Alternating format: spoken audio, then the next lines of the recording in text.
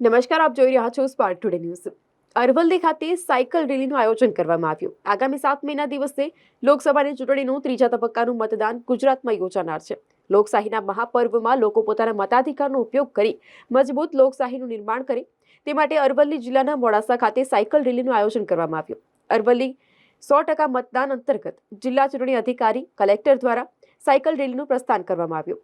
શહેરના ઓથારી તળાવથી પ્રસ્થાન કરાયેલી સાયકલ રેલી શહેરના વિવિધ વિસ્તારોમાં ફરી ઉમિયા મંદિર ખાતે પૂર્ણ થઈ હતી, જ્યાં 100% મતદાન કરવા અને કરાવવા પ્રતિજ્ઞા લેવામાં આવી। સાથે જિલ્લાવાસીઓ લોકશાહીના પર્વમાં ઉત્સાહભેર ભાગ લઈ અને કોઈપણ જાતના પ્રલોભન વગર ન્યાય અને નિષ્પક્ષ રીતે મતદાન કરે તે માટે સાયકલ રેલીનું આયોજન કરવામાં આવ્યું। મોટી સંખ્યામાં શહેરવાસીઓ સહિત જિલ્લા વહીવટીતંત્રના અધિકારીઓ સાયકલ રેલીમાં જોડાયા હતા। લોકશાહીમાં સંપૂર્ણ વિશ્વાસ રાખીને प्रतिज्ञा लईए छीए के આપણા દેશની મર્યાદા જાળવીશું।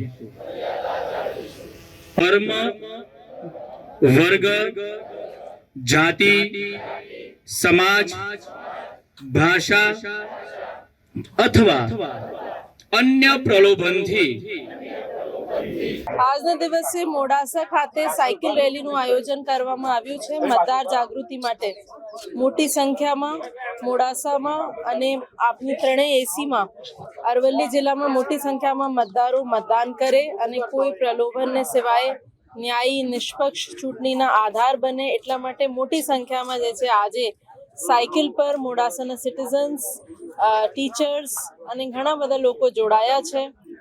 આ શેરી શેરી જઈને અમે અને એમને રસપ્રદ બનાવવા માટે સાથમાં મ્યુઝિક પણ હતું, જેનાથી જે મતદાર જાગૃતિના જે સોંગ્સ છે જે ચૂંટણી પંચ દ્વારા પ્રસારિત કરવામાં આવ્યા છે, બીજી પણ ઘણા બધા મેસેજીસો અમે લોકોને આપ્યા છે અને લોકો પણ ખૂબ સારી રીતે રસ્તામાં શેરીમાં અમે આવકાર્યા છે।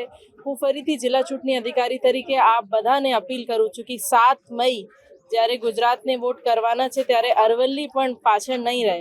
સાથે સાથે હું જણાવવા માંગુ છું, અમારી સોશિયલ મીડિયા પણ હવે ડેલી સિરીઝ મતદાર જાગૃતિ માટે ચાલી રહી છે। એના પણ બોલિવૂડના માધ્યમથી, આઈપીએલના માધ્યમથી આપ લોકોને દરેક રીતે અમે એ જ મેસેજ આપવામાં માંગીએ છીએ કે અરવલ્લી જિલ્લામાં સૌથી વધારે મતદાન થાય એ માટે અમે અપેક્ષા કરીએ છીએ આપનેથી। જય હિન્દ।